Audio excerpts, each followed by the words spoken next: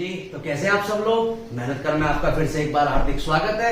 और आज अपन लोग मराठा के लगभग लास्ट लेक्चर पे आ गए हैं। अब हमारा मराठा साम्राज्य खत्म होने में मुश्किल से एक लेक्चर और आएगा, हो सकता है आज भी हो जाए।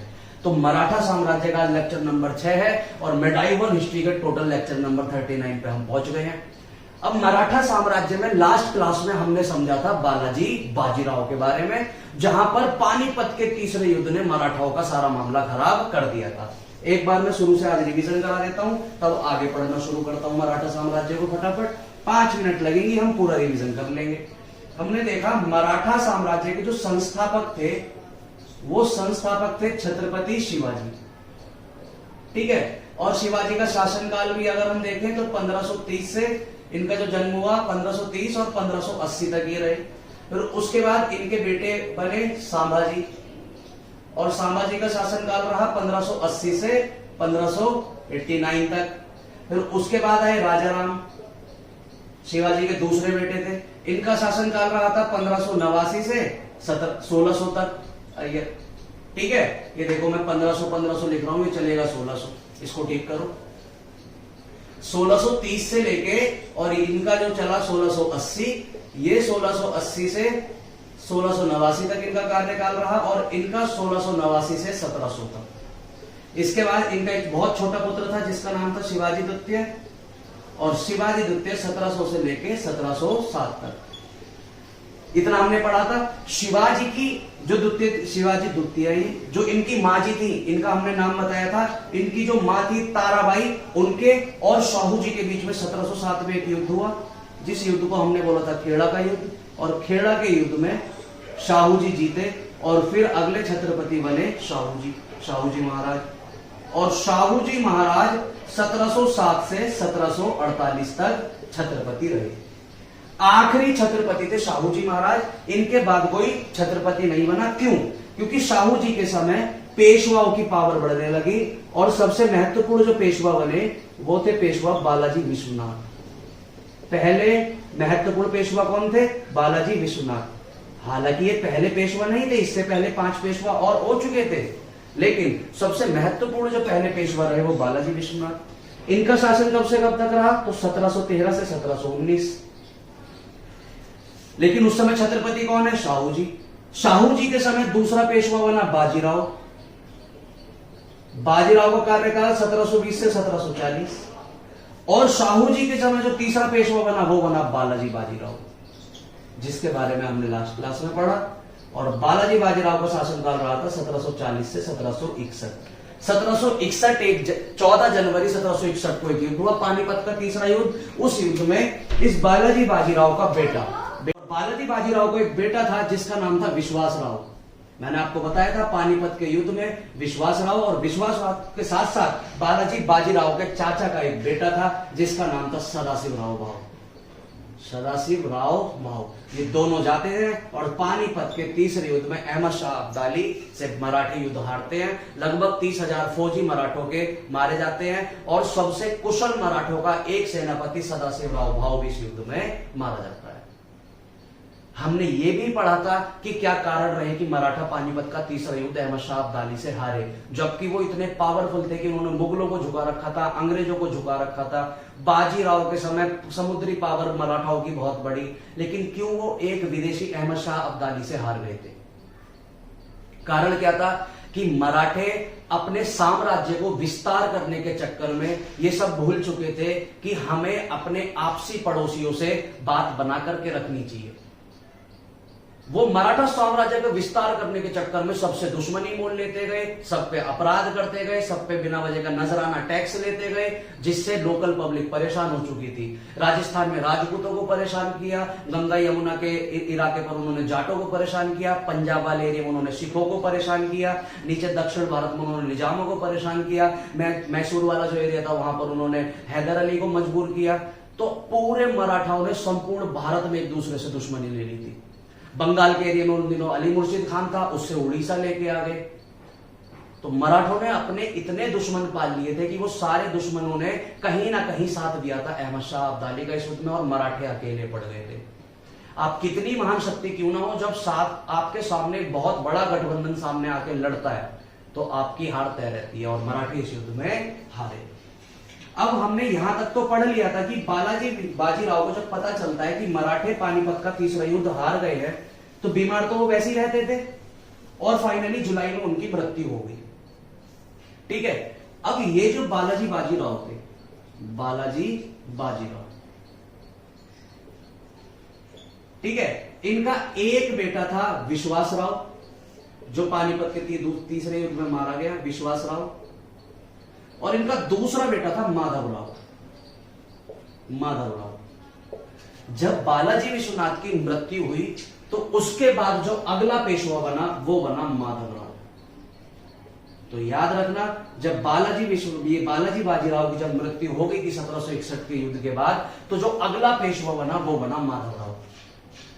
और इस माधवराव ने अपने शासनकाल में, इसका शासनकाल 1761 से लेकर 1772 तक रहा, 11 साल ये मराठों का पेशवा रहा। और इसने अपने काल में जितने भी मराठाओं ने अपनी सारी गलतियां करी थी पानीपत के युद्ध में, वो हारे थे, जितने भी विद्रोह उनके खिलाफ खड़े हुए पानीपत के दूसरे युद्ध में, ये माधवराव इतना बहादुर था कि इसने सारे साम्राज्य को दोबारा से गठन किया, राजपूतों को जबरन फिर मराठाओं में मिलाया, जाट विद्रोह सारे इसने शांत करे, इसने सारे पंजाब में सिखों को अपनी तरफ मिलाया, नीचे निजामों को फिर इसने झुकाया, और फिर दोबारा से इसने पूरा वो मराठा साम्राज्य खड़ा कर दिया जो कभी बालाजी विश्वनाथ या बाजीराव के समय हुआ करता था। तो इसलिए इसको बोला जाता है कि भाई इसने दोबारा से मराठाओं का संस्थापना करी, दोबारा से मराठाओं की स्थापना की। ठीक है जी, क्योंकि पानीपत के तीसरे युद्ध के बाद मराठे लगभग पूरी तरह खत्म होने की कगार पर आ गए थे। अहमद शाह अब्दाली ने बहुत गंदा उनको पीटा था, लेकिन माधवराव ने सारी उनकी खोई हुई प्रतिष्ठा को वापस लेके आया। अंग्रेजों को इसने दोबारा झुकाया, उधर मैंने बताया जाटों को झुकाया, उधर पंजाब के एरिया में सिखों को इसने दोबारा मराठों में मिलाया, सबको चौथ देने पर विवश किया। लेकिन मराठाओं का उन दिनों दिन बुरे आ चुके थे। 1772 में माधवराव की हुई मृत्यु। जैसे ही 1772 में माधवराव की मृत्यु हुई, अब मराठे आपस में लड़ने लगे। अब समझो उसका कारण क्या था। बालाजी बाजीराव का एक दूसरा भाई था जिसका नाम था रघुनाथ राव। इसके दूसरे भाई का क्या नाम था? रघुनाथ राव। ये इसके बेटे हैं और ये इसका भाई है। एक भाई इसका कौन था? चाचा का लड़का था सदाशिवराव भाव, और एक था इसका रघुनाथ राव। जब बालाजी बाजीराव गद्दी पर बैठा ना, तो क्योंकि रघुनाथ राव भी इसका भाई था, तो उसके अंदर भी ये द्वेष था कि यार काश मराठाओं का पेशवा मैं बनूं। गद्दी का तो लालच ऐसा होता है जो सबको चाहिए, हर कोई इंसान ताकतवर बनना चाहता है। रघुनाथ राव बालाजी बाजीराव से खफा रहा करता था कि बालाजी बाजीराव की जगह गद्दी मेरे को मिलनी चाहिए थी। लेकिन क्योंकि बालाजी बाजीराव बहुत महान योद्धा था, तो रघुनाथ राव की हिम्मत नहीं होती थी कि बाजीराव से कुछ कह दे। रघुनाथ राव को लगता था कि जब बालाजी बाजीराव की मृत्यु हो जाएगी तो उसके बाद मराठाओं का पेशवा मैं बन जाऊंगा। लेकिन हो गया उल्टा। जैसे ही बालाजी बाजीराव की मृत्यु हुई, पेशवा बन गया उसका बेटा माधवराव। अब यहां पर रघुनाथ राव की बुद्धि खिसक गई जी।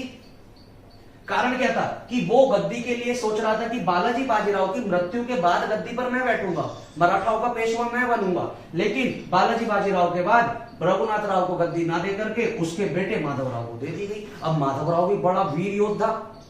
अब रघुनाथ राव फिर शांत हो गए, क्योंकि वो जानता था अगर वो माधवराव के खिलाफ षड्यंत्र रचेगा या आवाज उठाएगा तो माधवराव उसकी मृत्यु करवा देगा, क्योंकि ये पावरफुल था। तो रघुनाथ राव शांत हो गया। अब रघुनाथ राव ने इंतजार किया कि जब माधवराव की मृत्यु होगी तब मैं गद्दी पर बैठूंगा। होता गया, माधवराव का भाई था, इसके भाई का नाम था नारायण राव। क्या नाम था जी? नारायण राव। जैसे ही माधवराव की 1772 में एक रोग के कारण मृत्यु होती है, गद्दी पर बैठ जाता है नारायण राव। इसका बेचारे का सपना अधूरा रह जाता है रघुनाथ राव का। और यहां पर रघुनाथ राव अब देखता है कि बालाजी बाजीराव के समय मेरे को गद्दी मिलनी चाहिए थी, तब मेरे को नहीं मिली। उसके बाद जब वो उसका बालाजी बाजीराव की मृत्यु हुई तो मेरे को मिलनी चाहिए थी, तब उसका बेटा गद्दी पर बैठ गया माधवराव। अब माधवराव की मृत्यु होगी तो उसका भाई बैठ गया नारायण राव, मेरा नंबर कब आएगा? और रघुनाथ राव ने मराठा साम्राज्य के पेशवा नारायण राव के खिलाफ बगावत कर दी और सारे मराठे आपस में लड़ने लगे। ये बात धीरे धीरे सारे अंग्रेज, क्योंकि भारत में उन दिनों बहुत अच्छे से घुस चुके थे, वो देख रहे थे कि मराठे आपस में कैसे लड़ रहे हैं। और फिर मराठाओं में एक बहुत बड़ी तरफ आई कि 1772 में ये पेशवा बना और 1773 में इसे मरवा दिया गया। जब 1773 में नारायण राव को मरवाया गया, तब रघुनाथ राव को लगा कि चलो अब तो मेरे भाग खुले, अब तो मेरे को पेशवा बना दिया जाएगा, क्योंकि गद्दी का लालच बड़ा बेकार लालच होता है। दुनिया में हर इंसान ताकतवर बनना चाहता है। तो रघुनाथ राव के अंदर भी कहीं ना कहीं ये फीलिंग थी कि मैं भी कभी पेशवा बन के देखूं कैसा लगता है गद्दी पे बैठने पे। कैसी मखमली गद्दी होती होगी, मस्त ऐसे ये अधिकारी हवा कर रहे हैं, आप ऑर्डर चला रहे हो, सारा सब आपके ऑर्डर मान रहे हैं। तो रघुनाथ राव थोड़ा उस टाइप का इंसान था। अब होता क्या है, नारायण राव की जब मृत्यु करा दी गई तो इसका एक बहुत ही छोटा गोद में खेलने लायक एक बच्चा था, उसका नाम रखा गया था सवाई माधवराव। क्या नाम रखा गया था जी? ये सवाई माधवराव। नारायण राय की मृत्यु के बाद सवाई माधवराव को गद्दी पर बैठा दिया गया। मतलब रघुनाथ राव का नंबर ही नहीं आया। पहले बालाजी बाजीराव की मृत्यु के बाद उसके बेटे माधवराव को गद्दी पर बैठा दिया। माधवराव की मृत्यु के बाद उसके भाई नारायण राव को गद्दी पर बैठा दिया, और नारायण राव को जब षड्यंत्र के थ्रू रघुनाथ राव ने मरवा दिया तो रघुनाथ राव के बेटे सवाई माधवराव को गद्दी पर बैठा दिया। अब रघुनाथ राव की चल गई बुद्धि, ये जाता है अंग्रेजों के पास और अंग्रेजों से संधि कर लेता है। अंग्रेजों के पास जाके अंग्रेजों से क्या कर लेता है? समझौता। और अंग्रेजों से जाके कहता है कि देखिए, मैं बालाजी बाजीराव का भाई था और मराठे आपस में अपनी अपनी सलाह मशवरा करके और उसी के वंश के जो राजा आ रहे हैं, बेटे आ रहे हैं, उनको पेशवा बनाए जा रहे हैं, मेरे को नहीं बना रहे। अंग्रेजों, मैं आपसे मदद मांगता हूं कि आप आओ, मराठों पर आक्रमण करो, और आपको जब आप मराठों में मेरी पेशवा बनने में मदद करेंगे और यदि मैं पेशवा बन गया तो मैं आपको बहुत सारी पावर्स दूंगा। अब अंग्रेज तो यही चाहते थे कि मराठों में कैसे भी फूट डले, और अपना घर का बेदी फूट डलवाने चला गया। ये रघुनाथ राव अपने ही भाइयों से लड़ने के लिए बीच में ले आया अंग्रेजों को। और अंग्रेज तो उन दिनों देख ही रहे थे कि कैसे भी कुछ भी किया जाए, और रघुनाथ राव आता है और रघुनाथ राव के साथ अंग्रेज मराठों पर आक्रमण कर देते हैं। और इसको बोला जाता है प्रथम, मतलब पहला आंग्ल मराठा युद्ध। प्रथम आंग्ल मराठा युद्ध। देखो, आंग्ल को इंग्लिश में बोलते हैं एंग्लो। आंग्ल को इंग्लिश में क्या बोलते हैं? एंग्लो। जितने भी यूरोपियन इंडिया में आए थे उन सबको एंग्लो बोला गया। अभी आप इतना समझे, जितने भी यूरोपियन इंडिया आए थे ब्रिटिश एम्पायर के समय, जब भारत पे ब्रिटिशों ने कंट्रोल किया था, तो उन सबको एंग्लो बोला गया। तो अंग्रेजों और मराठाओं के बीच एक पहला युद्ध होता है जिसको हम बोलते हैं first war of Anglo Maratha, या हिंदी में बोलते हैं प्रथम आंग्ल मराठा युद्ध। ये युद्ध किस किस में हो रहा है? अंग्रेज और मराठों के बीच में। अंग्रेजों के साथ कौन आया है? रघुनाथ राव। और इधर मराठे खुद लड़ रहे हैं। और उन दिनों गद्दी पर कौन बैठा था? सवाई माधवराव, जो बहुत छोटा था। अब इसके बारे में देखो, पढ़ते हैं। सवाई माधवराव क्योंकि बहुत छोटा था तो वो तो लड़ नहीं सकता था, तो सारे मराठाओं ने आपस में मिलकर एक परिषद बनाया, एक संगठन बनाया। किसके समय? सवाई माधवराव। क्योंकि ये बहुत छोटा था तो ये तो मराठाओं की अब सुरक्षा नहीं कर सकता था, तो इसके समय 12 लोगों का या 12 अधिकारियों का एक परिषद बनाया गया। परिषद मतलब काउंसिल, संगठन, और उसको बोला गया बारबाई परिषद। क्योंकि इसमें कितने मेंबर थे? 12 मेंबर। और इन 12 मेंबरों को जिम्मेदारी दी गई कि आप सवाई माधवराव के नेतृत्व में मराठाओं की सुरक्षा करें। तो बारबाई परिषद ऐसा परिषद था जो सवाई माधवराव के समय मराठाओं की सुरक्षा कर रहा था, एवं मराठाओं का प्रशासन भी कर रहा था। इस बारबाई परिषद में 2 सबसे महत्वपूर्ण अधिकारी थे। एक थे नाना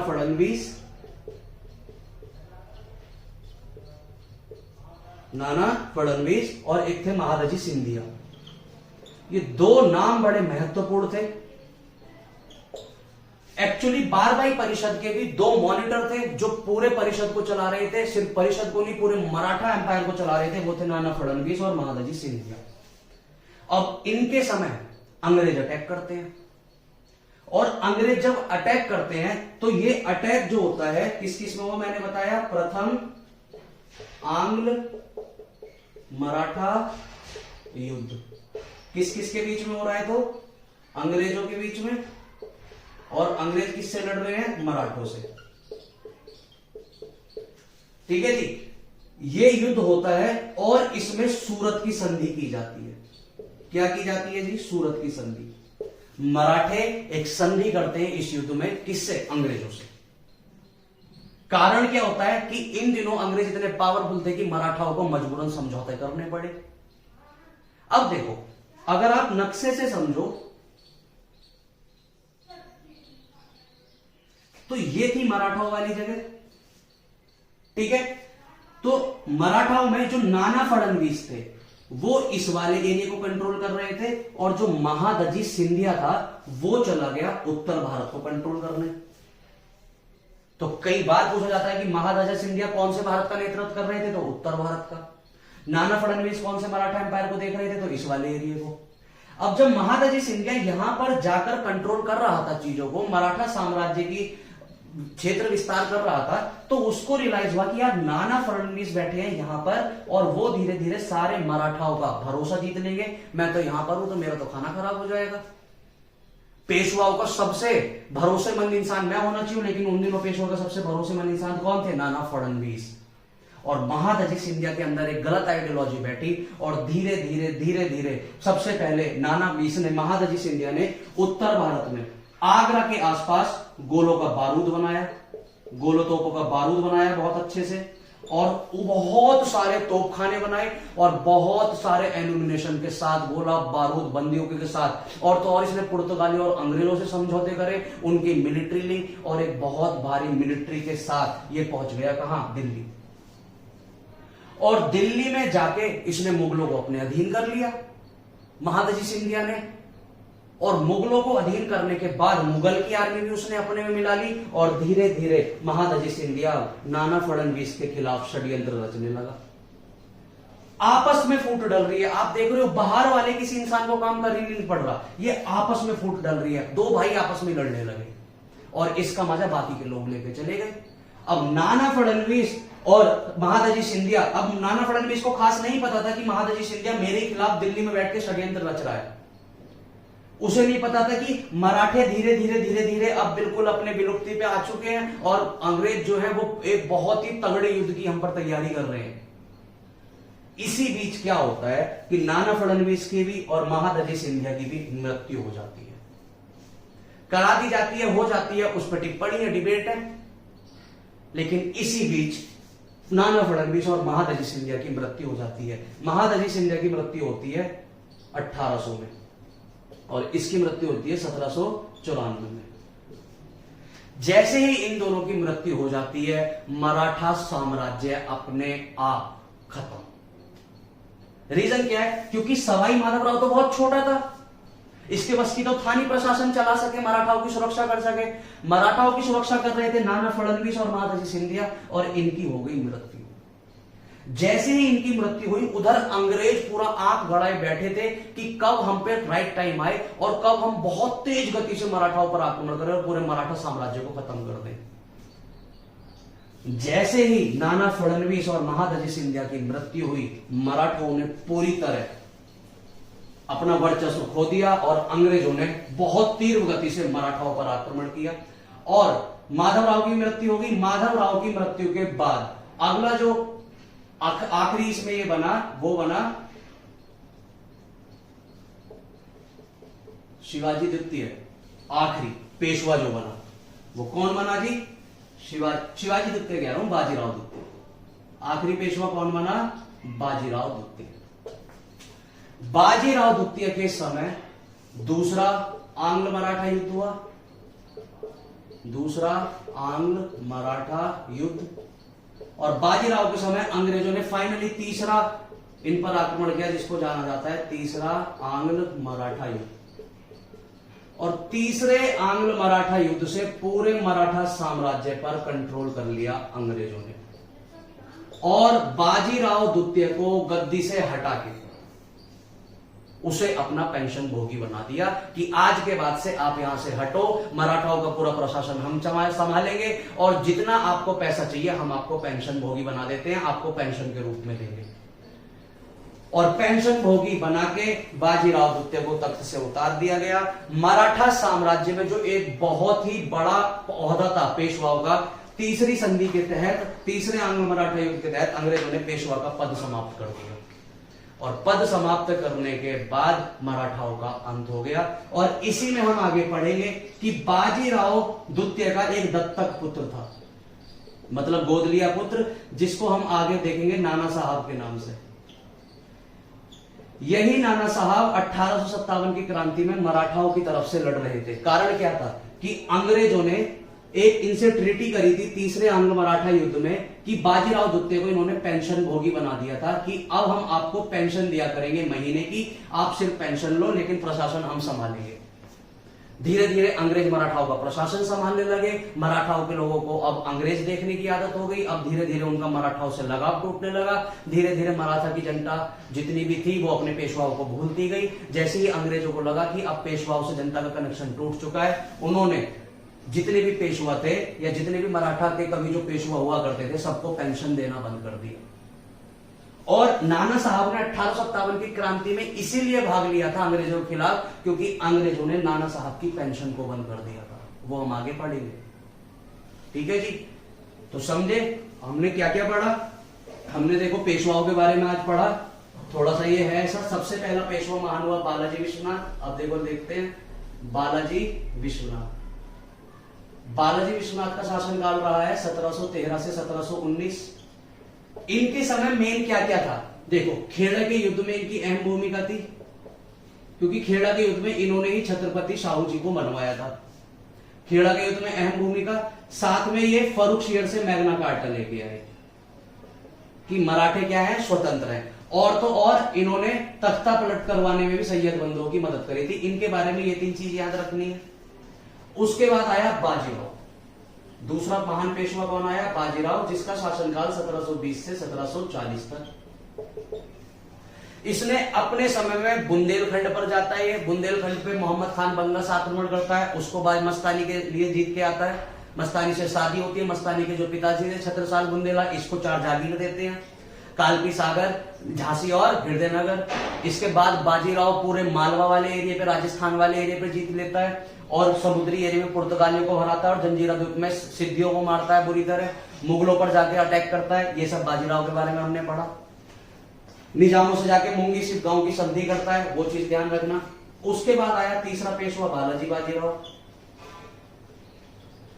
बालाजी बाजीराव का शासनकाल रहा है 1740 से 1761। इनके समय जो सबसे मेन चीज हुई है वो हुई है पानीपत का तीसरा युद्ध। पानीपत का तीसरा युद्ध। इस युद्ध में मराठाओं ने अपनी सारी बनाई हुई पोजीशन को खो दिया था क्योंकि अहमद शाह अब्दाली ने इनको पीटा के। उसके बाद बालाजी बाजीराव का बेटा माधवराव पेशवा बना। माधवराव ने मराठाओं की सारी खोई हुई प्रतिष्ठा को वापस लाने की कोशिश करी और लाया, लेकिन 1772 में इसकी मौत हो गई। माधवराव की मृत्यु के बाद इसका बड़ा भाई नारायण राव पेशवा बना। नारायण राव रघुनाथ राव से युद्ध लड़ता हुआ मारा गया, तो तुरंत नारायण राव के बाद इसके मरणोपरांत का मतलब होता है नारायण राव के मरने के बाद इसका बेटा पैदा हुआ था, उतने छोटे शिशु को पेशवा बना दिया गया। और उसका क्या नाम था, हमने अभी पढ़ा, सवाई माधवराव। सवाई माधवराव के समय बारवाई परिषद बनाया गया, जिसके 2 अहम मुखिया कौन कौन थे, एक नाना फडणवीस और दूसरे महादजी सिंधिया। इसके समय अंग्रेजों ने प्रथम आंग्ल मराठा युद्ध करा, वो सूरत की संधि पर रुका और फाइनली जब सवाई माधवराव की मृत्यु हुई तो आखिरी जो पेशवा आया वो आया बाजीराव द्वितीय। और बाजीराव द्वितीय को अंग्रेजों ने दूसरा अटैक किया और तीसरा अटैक करके इसको पेंशन भोगी बना दिया और मराठा साम्राज्य पर पूरी तरह कंट्रोल कर लिया। ये आपको पता होना चाहिए, ठीक है जी। ये है पेशवाओं का काल। इससे पहले छत्रपति की बात करें तो छत्रपति में कौन कौन महान छत्रपति रहे, शिवाजी, संभाजी, राजाराम, शिवाजी द्वितीय और शाहूजी महाराज।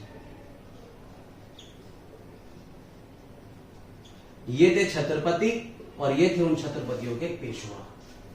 ये था मराठा साम्राज्य का इतिहास।